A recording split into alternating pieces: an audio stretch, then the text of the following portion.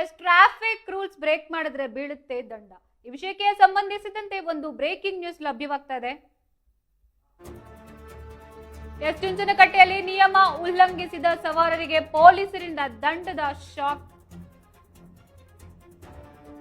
ಇನ್ನು ಬಾಕಿ ಈ ಚಲನ್ ದಂಡ ಪಾವತಿಗೆ 50% ರಿಯಾಯಿತಿಯ ಬಂಪರ್ ಆಫರ್ ನೀಡಲಾಗ್ತಾ ಇದೆ.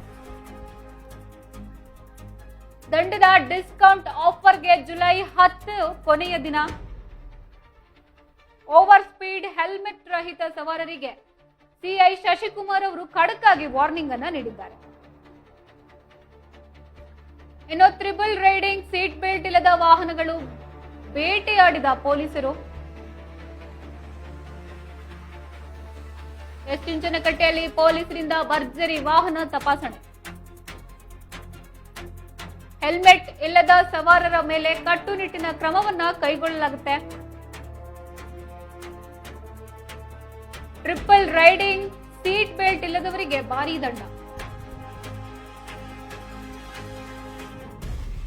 ಇನ್ನು ಮೊಬೈಲ್ನಲ್ಲಿ ಮಾತನಾಡ್ತಾ ಚಾಲನೆ ಮಾಡಿದವ್ರಿಗೂ ಕೂಡ ದಂಡವನ್ನ ವಿಧಿಸಲಾಗುತ್ತೆ.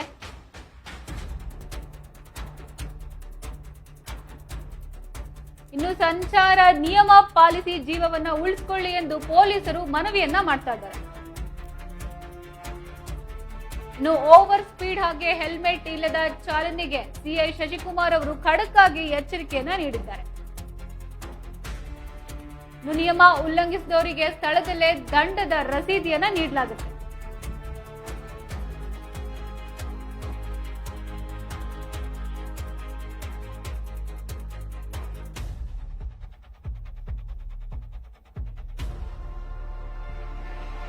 %50 ರಿಯಾಯಿತಿಯ ಕೊನೆಯ ಆಫರ್. ಚುಂಚನಕಟ್ಟೆ ಗ್ರಾಮದ ಉಪ ಆರಕ್ಷಕ ಪೊಲೀಸ್ ಠಾಣೆಯ ಮುಂಭಾಗದಲ್ಲಿ ವೃತ್ತ ನಿರೀಕ್ಷಕ ಶಶಿಕುಮಾರ್ ನೇತೃತ್ವದಲ್ಲಿ ಇನ್ಸ್ಪೆಕ್ಟರ್ ವಿಜಯರಾಜ್ ಬಿಂದು ಭೂಷಣ್ ಹಾಗೂ ಸಿಬ್ಬಂದಿ ದಿನೇಶ್ ಅವರನ್ನೊಳಗೊಂಡ ತಂಡ ಭರ್ಜರಿ ವಾಹನ ತಪಾಸಣೆಯನ್ನು ನಡೆಸಿದ್ದಾರೆ.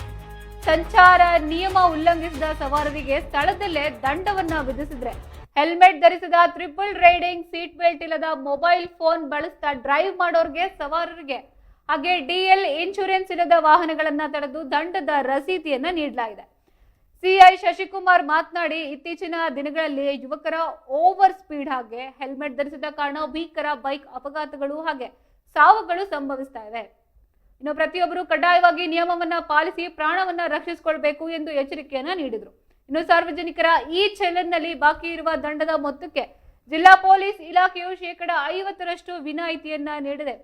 ಜುಲೈ 10ರವರೆಗೆ ಮಾತ್ರ ಈ ಸುವರ್ಣಾವಕಾಶವಿದ್ದು ಸವಾರರು ತಕ್ಷಣವೇ ದಂಡವನ್ನ ಪಾವತಿಸಿ ಜವಾಬ್ದಾರಿಯುತ ನಾಗರಿಕರಾಗಬೇಕು ಎಂದು ಸಿಐ ಶಶಿಕುಮಾರ್ ಅವರು ಕೋರ್ಕೊಂಡಿದ್ದಾರೆ.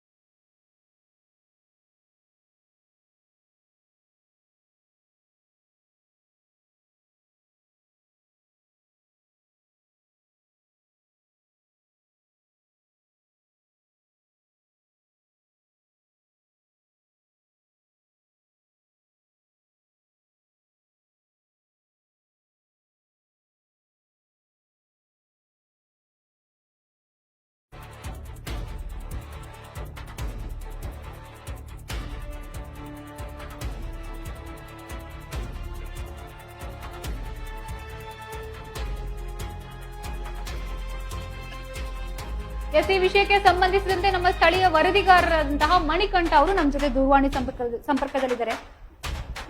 ಸರ್ ಈಗ ಈ ಹೊಸ ರೂಲ್ಸ್ ತಂದಿದಾರಲ್ಲ ಸರ್, ದಂಡ ಹಾಕೋದ್ರಿಂದ ಮಾತ್ರ ಅಪಘಾತಗಳು ಕಡಿಮೆ ಆಗುತ್ತಾ? ಹೌದು ಸರ್, ಇದ್ರ ಬಗ್ಗೆ ಏನ್ ಹೇಳಕ್ ಇಷ್ಟಪಡ್ತೀರಾ ಸರ್, ಈ ಹೊಸ ರೂಲ್ಸ್ ಬಗ್ಗೆ? ಅದು ಸ್ವಲ್ಪ ಬಗ್ಗೆ ಏನಂದ್ರೆ ಮೇಡಮ್, ಈಗ ಈ ಹೆಲ್ಮೆಟ್ ರಹಿತ ಬೈಕ್ ಓಡ್ತಾ ಇರ್ತಾರೆ ಪಬ್ಲಿಕ್. ಹ್ಮ್ ಅದು ಅಪಘಾತಗಳಾದಾಗ ನೇರವಾಗಿ ತಲೆಗೆ ಬೀಳೋದ್ರಿಂದ ಹೆಚ್ಚು ಸಾವು ನೋವು ಸಂಭವಿಸ್ತಾ ಇದೆ. ಹ್ಮ್ ಆದ ಕಾರಣ ಒಂದು ಈ ಜಾಗೃತಿ ಮೂಡಿಸಿದ್ರೆ ಪೊಲೀಸ್ನವರು ಹೆಲ್ಮೆಟ್ ಹಾಕೋದು ಮತ್ತೆ ಸೀಟ್ ಬೆಲ್ಟ್ ಹಾಕೋದು, ಈ ರೀತಿ ಜಾಗೃತಿ ಮೂಡಿಸೋದ್ರಿಂದ ಪಬ್ಲಿಕ್ ಅವರ ತೋರುತ್ತೆ, ಹ್ಮ್ ಈ ಅಪಘಾತ ತಪ್ಪಿಸಬಹುದು. ಹ್ಮ್ ಆ ರೀತಿ ಇಲ್ಲಿಗೆ ಪೊಲೀಸ್ನವರು ಈ ರೀತಿ ಒಂದು ಕಾರ್ಯಾಚರಣೆ ನಡೆಸ್ತಾ ಇದ್ದಾರೆ ಕೆಲವು ಕಡೆ. ಹೌದು ಮೇಡಮ್. ಸರಿ, ಈ ಚಲನ್ ಬಾಕಿ ಇರುತ್ತಲ್ಲ ಸರ್, ಅವ್ರ ವಿರುದ್ಧ ಜುಲೈ 10 ನಂತರ ಏನ್ ಕ್ರಮ ಕೈಗೊಳ್ತಾರೆ ಸರ್? ಅದೇ ಜುಲೈ 10 ತನಕ ಒಂದು ಈ ಚಾನಲ್ ಬಾಕಿ ಒಂದು ಆಫರ್ ಕೊಟ್ಟಿದ್ದಾರೆ.